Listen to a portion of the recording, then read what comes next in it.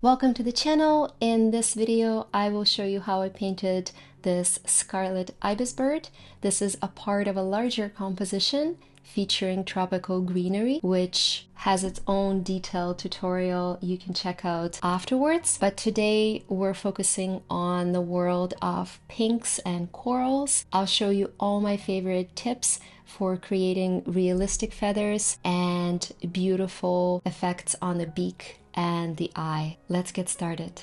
I'm painting on Arches cold pressed paper, 12 by 12 inches, and my plan is to do two main layers of color. One very light, covering everything from head to tail using my favorite pinks and a bit of blue, and one much more saturated, focusing on the shadows and darker parts. This two-step approach always works for creating depth and volume. I will add an intermediate step in between to add some extra definition on the eye and the beak, adding another layer of detail and drawing attention to those important parts. I'll show you how in just a minute. But first, let's do the first layer, and the technique I'm going to use is called wet in wet, meaning we will wet the paper and drop more saturated pigments for as long as our paper is drying out. One of the challenges of this step is working on the surface that's too large, where some parts can dry out too quickly, so it always helps to work in sections. Notice that I will finish the head and the neck first before moving on to the body and the wings. You can always add a few drops of watercolor medium to extend the drying time, and I prefer synthetic oxgall from QOR, which is one of my favorite watercolor brands. Let me know in comments below what type of watercolors you love using. I also like Daniel Smith and Winsor Newton, but QOR is my choice for this type of super vibrant work. And the pigments I use here are Quinacridone Coral for warmer orangey pink and Quinacridone Red for cooler pink. It would work with one type of pink too, but having that range of color temperatures adds a bit of visual interest, and I really like that. I've also added a splash of alizarin crimson in the center of the neck to mark up the shadow area. Now let's do a few small thin strokes with the tip of our brush,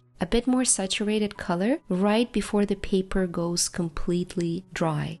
Now let's do the body and the wing. Notice that I'm wetting the paper almost with clear water in the center, but adding a bit of coral and red around the edges. Still very light, but enough contrast to create a sense of volume on the bird. A very large highlighted area in the center of the wing. And you can see the colors no longer spread like wild, creating more defined, tiny, feather-like effects. This is exactly the type of look I'm after in my wet and wet technique, just gently suggesting the feather shapes without overwhelming the detail. Notice the direction of my stroke is also mimicking the direction of the feathers. Solid coverage on the tail, it's much darker, and in the shadow, maybe warmer coral up on top with cooler Quinacridone Red at the bottom. And let's leave this layer of pink to dry. I'm going to fill out those small bits of feathers visible behind the leaves, and remind you that if you want to do an entire painting, you will find the reference photos in the video description below. They don't have these large leaves. I took them from another reference so I could come up with a large intricate composition. And if you want to see the entire thing in real time with detailed commentary, this is our May tutorial on Patreon. Time to do the eye and the beak, and let's go with a light warm blue. I will use Phthalo blue red shade, and we also need a dark, almost black color. I don't like pure black from the tube. Instead, I traditionally use indigo. It looks much more natural and blends really well with other pigments. And for highlights, maybe some very mild pale yellow. I will go with gold ochre. The key is to leave lots, and I mean lots and lots of thin white highlights, strips of paper without any color. In watercolor, there is no white pigment technically, so we need to leave some paper dry, and those will become our highlights. And let's do the same thing on the eye, a little bit of blue, a bit of gold ochre and indigo, leaving the highlights blank. maybe even a ring of darker red. You can use the same alizarin crimson we've used on the darker neck feathers, or you can even go with something darker like Perylene Violet.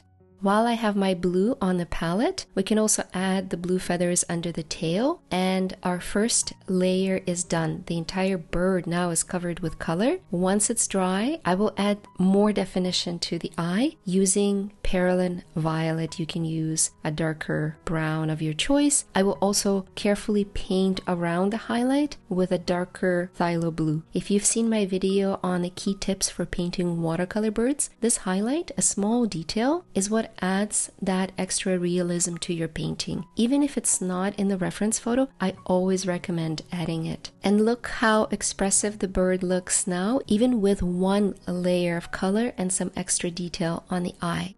But we can do another layer, of course, taking it one step further. This time, let's use wet on dry technique, meaning painting on dry areas of color with a wet brush, much smaller areas, focusing only on the shadows. And the trick here is negative painting, one of my favorite approaches in watercolor, also known as painting around an object rather than on the object. And as you can see, I put some color around the feather tips and blended down with clear water. So it creates an illusion of a shadow underneath the feather tip, and suddenly that feather just pops off the page, becoming more defined. This method of painting comes in handy everywhere. Recall we applied it even on the leaves in the previous tutorial, where we needed to paint the veins on the monstera plant. Painting around those thick light veins using negative painting is what helped us create a strong, crisp silhouette and avoid having to lift the paint or to use masking fluid.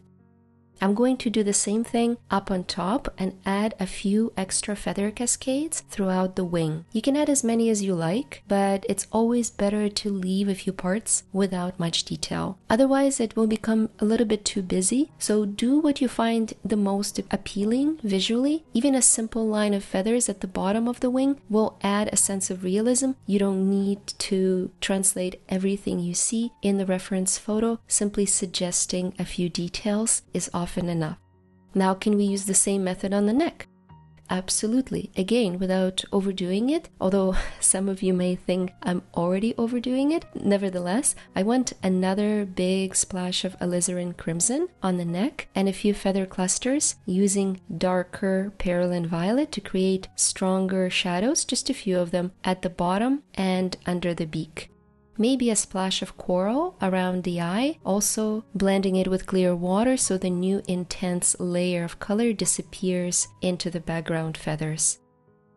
One sort of confusing thing about watercolor is that it always looks a little bit lighter when it's dry. This happens naturally because water evaporates. And so if you feel like the beak is too light, you can add another layer of indigo. But if you've used pure black here, which is not wrong, it's just a different choice, more contrast, it's probably dark enough already.